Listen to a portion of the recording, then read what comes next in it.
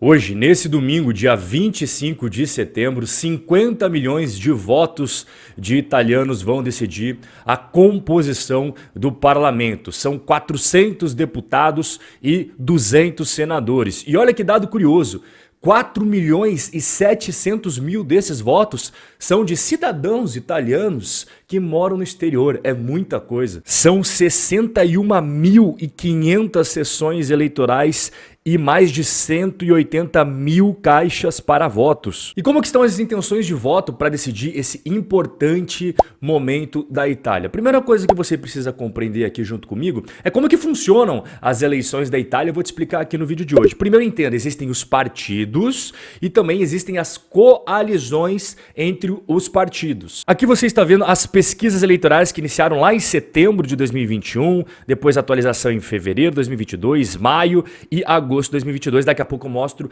a última, a mais recente, de setembro de 2022. Em primeiro lugar, nas pesquisas, está a Fratelli d'Italia. Em segundo lugar, nós temos o Partido Democrático. E em terceiro lugar, nós temos este partido aqui. Daqui a pouco eu vou falar mais sobre eles. Quando a gente pega as pesquisas de opiniões mais recentes, a gente tem esse cenário aqui. Então, não muda o primeiro lugar comparado ao que eu acabei de mostrar para você. Não muda o segundo lugar, mas aqui acaba ingressando no terceiro lugar o movimento 5 estrelas. Mas por que ele acaba perdendo relevância? Porque ele não faz parte de coalizão nenhuma. Mas aqui que tá o pulo do gato para você entender as eleições da Itália que vão rolar hoje. A Giorgia Meloni, ela formou uma aliança com Silvio Berlusconi. Você já ouviu esse nome? Inclusive você que nem é ligado em política, mas que gosta de futebol, sabe do clube do Milan, com certeza já ouviu esse nome também. Nós que somos brasileiros já ouvimos esse slogan aqui que foi utilizado pela Giorgia Meloni: Deus, pátria e família. Junto com o Berlusconi, ela fez aliança com Matteo Salvini. Eu vou mostrar para você aqui como que estão as pesquisas com base nas coalizões dos partidos. Uma das coalizões é aquela que eu já expliquei para você, Irmãos da Itália, somado aí com o pessoal do Salvini e o pessoal do Silvio Berlusconi, formaram esta aliança aqui, que é mais de centro-direita. E o principal desafiante é a coalizão formada por partidos de centro-esquerda. Você vê aqui o Partito Democrático, que é hoje o principal oponente, e nós temos várias alianças de centro-esquerda que foram formadas. E quando a gente pega a última atualização de uma pesquisa das coalizões, a gente tem esse cenário aqui, ó. A centrodestra, que é a parte de centro-direita, está com 46,8% dos votos. E a centro-sinistra está com 29,2%. E aquele que eu falei para você que não tinha aliança com ninguém está com 12,3%. E quais são os principais insights que você deve saber sobre essas eleições? O partido que está em primeiro lugar,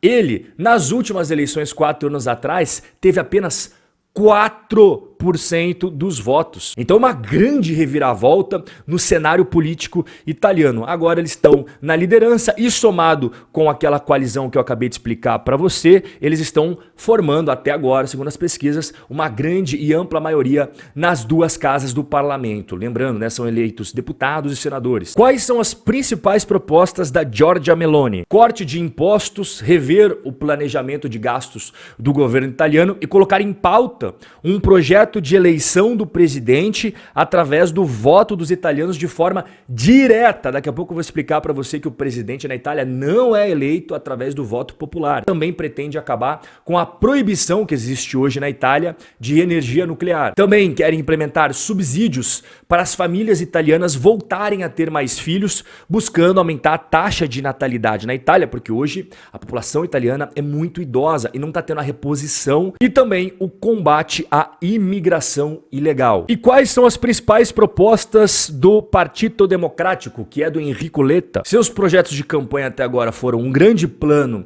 para a Itália aderir a energias renováveis, salário mínimo de 9 euros por hora, facilitação de obtenção de cidadania por imigrantes e a maior defesa da pauta dos direitos LGBT. Quais são os contextos em que ocorrem as eleições na Itália? Bom, a Itália, assim como toda a Europa, está passando por sérias dificuldades, principalmente devido aos preços de energia. E a inflação também, de modo geral, está afetando bastante a vida da população. Marco Brosi, chefe de cerâmica, o que nós italianos precisamos desesperadamente é de estabilidade. Minhas contas de gás e eletricidade aumentaram 1000% no ano passado. A menos que o novo governo formado após essa eleição haja rapidamente para ajudar as empresas, a fábrica pode ser fechada dentro de meses. Este daqui é dono da sorveteria Pipolo, que existe desde 1929. Podemos administrar por mais 2 ou 3 meses, mas depois disso vamos parar de pagar as contas, porque é insustentável. Eles vão nos cortar e teremos que fechar. Isso partiria meu coração, especialmente depois dos problemas do C-19. Meu avô abriu esse lugar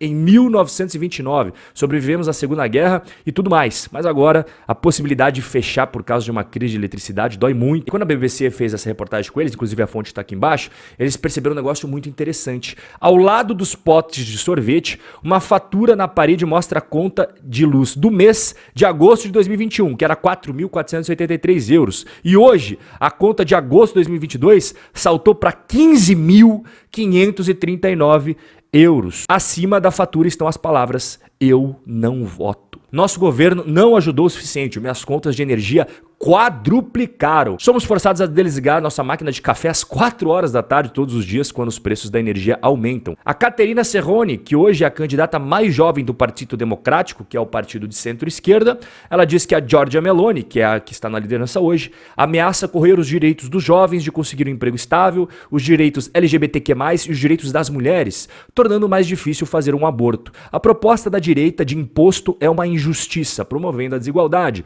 Prefiro ter um primeiro-ministro feminista do que a primeira líder feminina da Itália, se ela for a Giorgia Meloni. Para finalizar nosso vídeo, você precisa entender o que acontece agora. Os membros do parlamento italiano, eles serão eleitos, hoje é que vai decidir quem serão esses membros. Após eles serem eleitos, eles vão votar entre eles para decidir os presidentes da Câmara e do Senado. Posteriormente, vão se iniciar as consultas para escolher um novo presidente. O primeiro-ministro, por sua vez, é nomeado pelo então escolhido presidente da República. E o primeiro-ministro também precisa ter a aprovação do parlamento. É importante você saber que o cidadão italiano, diferentemente do cidadão brasileiro, não elege diretamente o presidente e nem elege diretamente o primeiro-ministro. Os cidadãos italianos, eles elegem deputados e senadores, que esses deputados e senadores, então, por sua vez, por ampla maioria, vão decidir quem será o presidente e, consequentemente, após a eleição do presidente, este presidente vai indicar